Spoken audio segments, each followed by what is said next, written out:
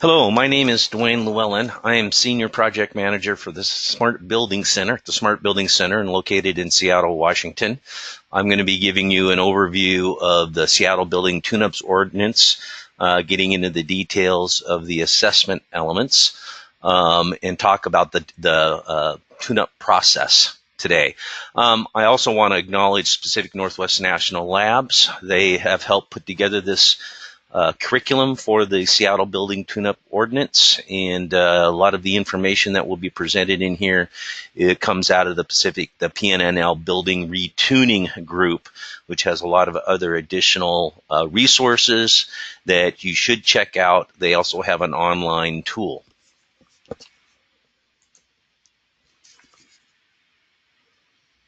So, making the case for building tune-ups.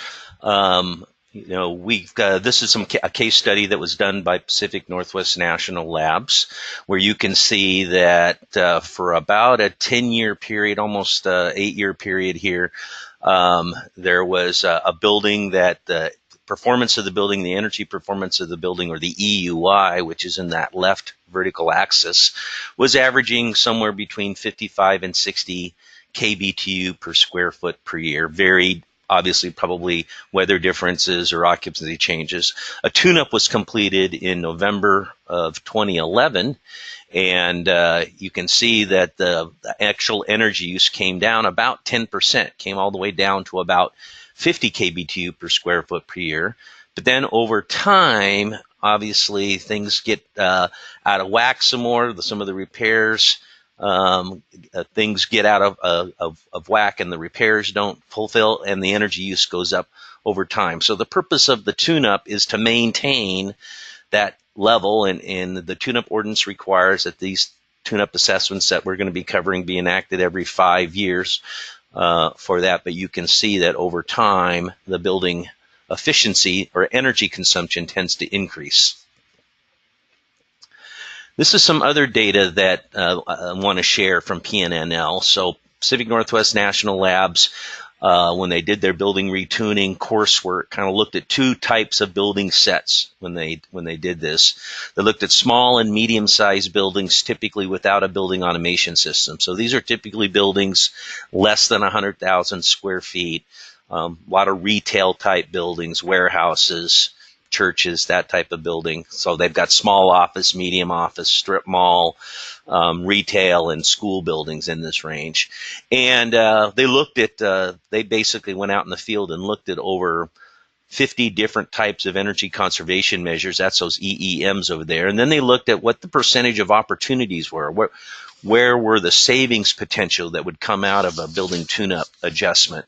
And you can see that and these percentages are a percentage of savings. They're not additive, so it's on a standalone basis. But you can see three areas where they found that the biggest bang for the buck, if you will, in these smaller buildings. First was shortening the HVAC schedules, and that seems to be a common measure with most, if not all, tune-up buildings. So you can see significant savings there, making sure that the operating schedule of the HVAC system matches occupancy. EEM 16, wider deadbands and night setbacks. Wider deadbands meaning the difference between the heating and cooling set points in the building, so that we're not going from heating and cooling. So typically we recommend a 4 to 5 degree deadband for savings. And then finally, EEM 27, optimum start. Even though these buildings don't have building automation systems, most programmable thermostats, if not all programmable thermostats today, have some sort of intelligent recovery. So making sure that the thermostat is set based on the occupancy, and then allowing the microprocessor in the thermostat to determine when to turn the equipment on based on temperature. It actually uses historical data that looks at how long did it take to recover from the previous setback periods, and then makes adjustments accordingly. So taking advantage of optimum start and then implementing wider deadbands. And in terms of night setback, a lot of discussion about how far to set your building back in the city of Seattle. My rule of thumb is light frame buildings without a lot of internal mass, we recommend 55 degree setback. If you've got a building with a lot of mass or not very well insulated, 60-degree setback. But I know that we see quite a few projects where they're only setting back to 5 degrees or less than 5 degrees. And for a majority of these buildings, there's more hours in the year that they're unoccupied than they're occupied, so there's no reason to maintain that same level of comfort. So we recommend 55 to 60 degrees on the setback. On the larger buildings, when you have building automation systems, you also typically have larger HVAC systems, typically multiple zone air handling units with terminal units. But the savings potential you can see is still there. Again, shortened HVAC schedules in a large office building had a significant supply air reset. I'll be talking about that more here in a little bit to take advantage of if none of the zones are calling for cooling, resetting the discharge air temperature up so that minimizes reheat. Static pressure reset, same thing. Most of these multi-zone variable air volume systems are operating at a fixed duct static pressure setting rather than resetting based on demand. And so take a look at that. Minimum VAV terminal box damper flow reductions. This is a fairly common one that PNNL found in most of their buildings.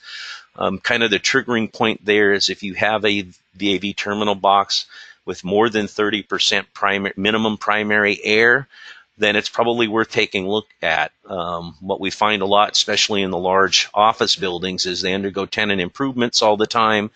And rarely do people go back and make the adjustments on the VAV terminal box. So that terminal box may have served a conference room and needed a fairly high minimum primary air setting for ventilation, but has been converted to offices and maybe that can be reduced.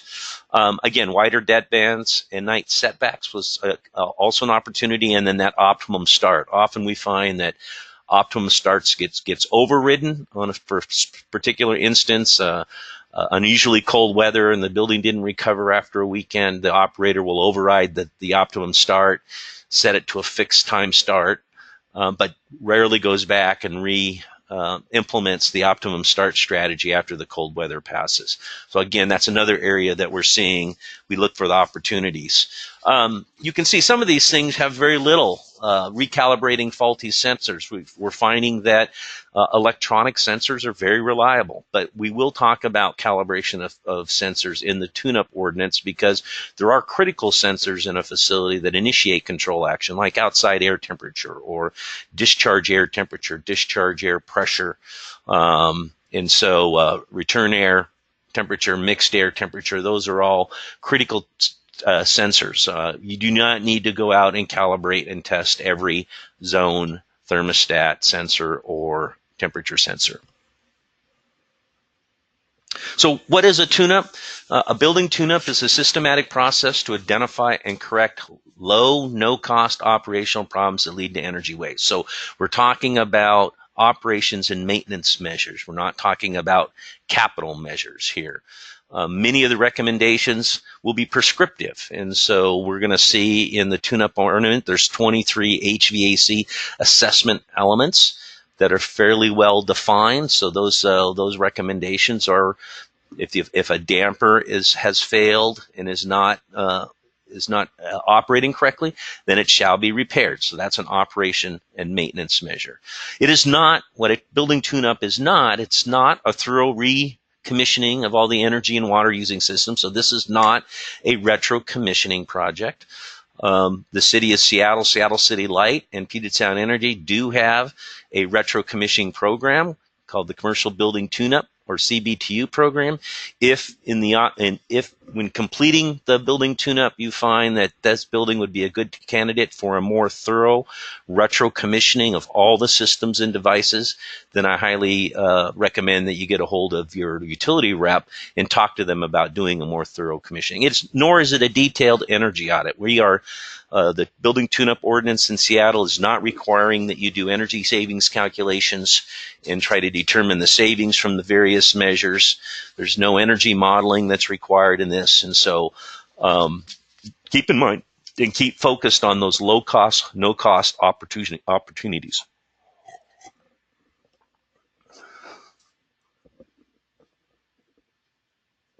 So the tune-up process, and this is typical throughout that we'll go through, is that there's an initial data collection phase. And so part of the requirements of the tune-up ordinance is to make sure that the data that the city of Seattle has in their benchmarking work is correct, the square footage of the building is correct. Obviously, setting up trend data and getting BAS trends. So as you start your tune-up process, there may be, if there's a building automation system, there's some key things that you can trend.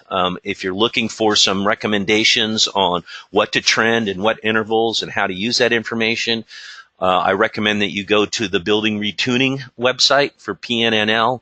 They have some really nice checklists that you can download specifically on what to trend, how frequently to trend it, and then they also have some information on how to review that data. So setting up that, getting that initial data collection phase, part one. Part two is the assessment. So that's actually going out and identifying corrective actions. So there's 23 assessment elements. Some are mandatory, some are voluntary. I'll talk about that in a minute. But we have but that's the actual boots on the ground in the building, observing conditions, taking some readings, identifying and reviewing systems and identifying those corrective actions. That's the assessment. Once you've assessed and identified what the corrective actions are, then there's the implementation phase. So now you need to apply those. So this program is not just an assessment, it's an assessment and implementation of the corrective action. So you have to apply the prescriptive tune-up measures. If it's a setting that needs to be changed, you need to change the setting. If it's a damper that needs to be repaired, you need to repair the damper. If it's optimum start that's not implemented, you need to implement optimum start again. So that's the actual implementation phase of this. And then finally, there's a documentation phase in reporting to the City of Seattle. We'll review those forms and give you some guidelines on that. It's an Excel spreadsheet. So it will allow you to document your initial data collection information, what you found in your assessment, what the corrective actions are, and when those corrective actions were completed and repaired. So the initial building collection phase, and the tabs here on the left correspond to the tabs on the Excel spreadsheet. So we're just this first initial data collection is the first 5 tabs on the Excel spreadsheet. So the general building information, pretty straightforward. What's the building name, the address? What's the portfolio manager building ID? If you're a service provider doing a tune-up for a customer, you can get that from their benchmarking data. Obviously, the owner, named owner or contact representative for the building, location, email, and contact information about the building. So you must complete all of that information that you have for the building owner, the general building information. The second tab is the tab for documenting the tune-up specialist credentials. So who's doing the tune-up? Tune-up service providers are required to meet a certain level of experience plus a credential. So you're going to want to complete this. The credential does need to be up to date. So, and if you're thinking about being a tune-up service provider, there's a link here where you can download an application to become a certified qualified tune-up specialist in the City of Seattle. Third tab, tab C, is a lot of information. So in your data gathering phase, you're going to get some information about the building characteristics. You know, what's the gross square footage? What year was it built? If the owner does not know, you can usually find year built and square footage numbers off of tax records, public tax records.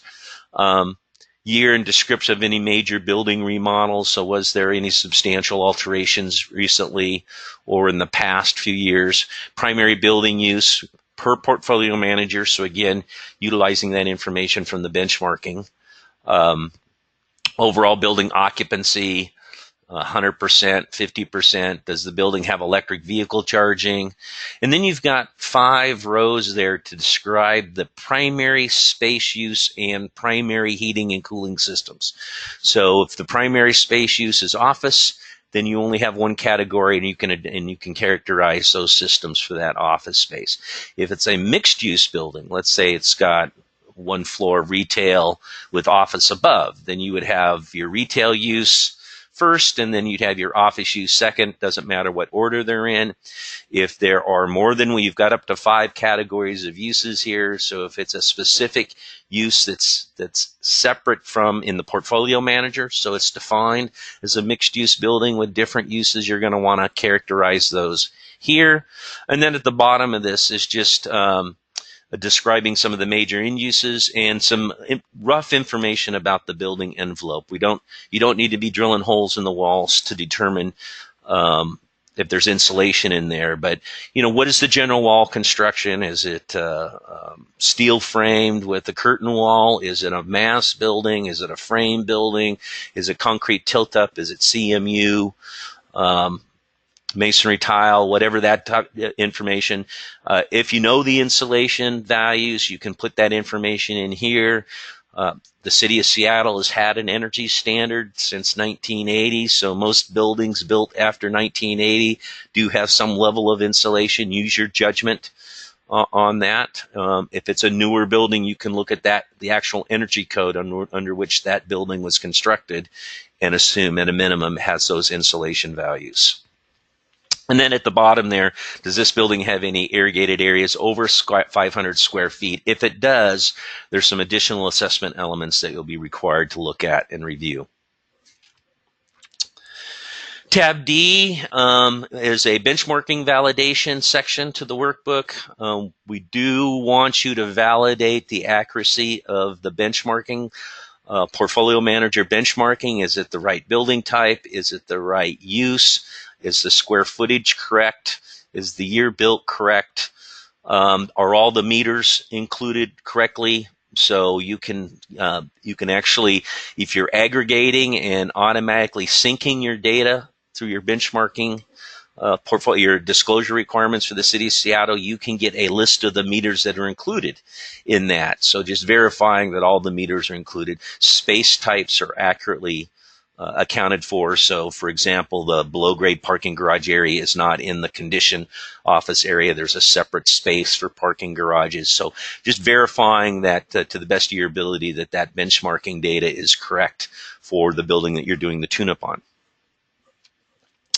And then finally, the utility billing analysis part of this is just a fairly cursory building analysis. We're not requiring that you do a detailed energy audit on this, that you gather some information about the water consumption on an annual basis from the owner. For the same, was it solely for irrigation, or was it a combination of irrigation and domestic water use? And then finally, on the energy side, just making an estimate of what percentage of energy is used for heating and what percentage of energy is used for cooling. And when we're not talking about a real detailed analysis that you need to look at, you can simply do a billing analysis for your cooling and look at your base loads and your seasonal loads. Graph it out over the month, determine what that base load is, and assume the difference is for cooling. So what percentage of that is, what percentage of the total energy use then is used for cooling? And then finally, on the heating side, you can do the same thing. If it's on that, you can look at a heating profile. Maybe it's natural gas, maybe it's electric in this example. Look at that base load difference. Calculate the difference and assume that's the amount used for heating, and then what percentage that is of the total for the building.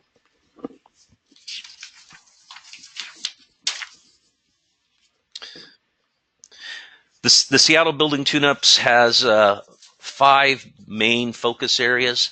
You're going to spend the bulk of your time and energy completing the tune-up in item number 1, heating, ventilation, and air conditioning systems and controls. That's where the bulk of the work's going to be. Then we've got lighting systems, domestic hot water, water use in general, irrigation plus domestic water, and then the building envelope. But again, that first thing, the HVAC, is where you're going to spend the bulk of your time. I mentioned earlier that there's 23 assessment elements, but they're not all required. There are required assessment elements and there are voluntary. You still have to respond and report on the voluntary corrective actions. They do not have to be completed to meet the mandate requirements, but you do need to recognize them or identify them and report them. The workbook that you're going to be using to report the tune-ups has been color-coded, so this will be real easy. If the corrective action is highlighted in green, if that cell is green, that's a required action. So everything in green has to be completed in order to meet the mandate. Everything in yellow is voluntary. And so if you've got something involuntary, you find that equipment is approaching the end of its service life, and you recommend that the building owner or the customer begin the equipment replacement plan to start replacing that old equipment at the end of its life. You can note that. They don't have to do that. But we want to inform building owners where they have opportunities outside of the minimum they have to do to meet the mandate. So to get them to think about a good best practice of planning for equipment replacement. Also, sampling is okay. Understanding that these are large buildings with multiple pieces of equipment.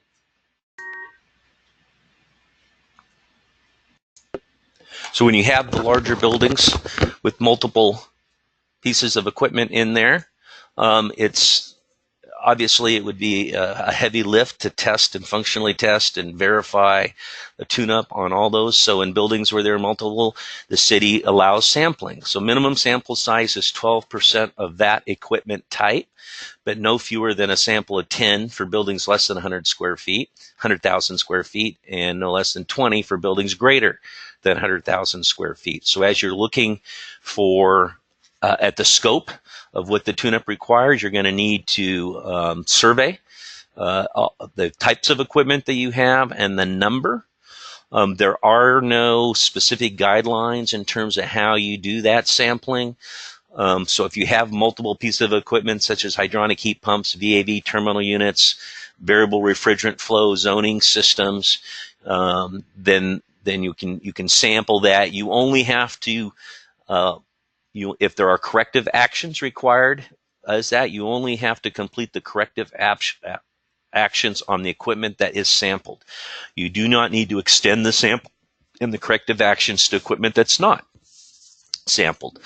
And so this will obviously save some time and limit the scope of the building tune-up. If you find a high deficiency rate in specific systems, then it's probably a good idea maybe to recommend to the building owner that they test more of the systems, but that's outside of the scope of the mandate. The mandate is only requiring that you tune up and corrective actions on only the sampled equipment.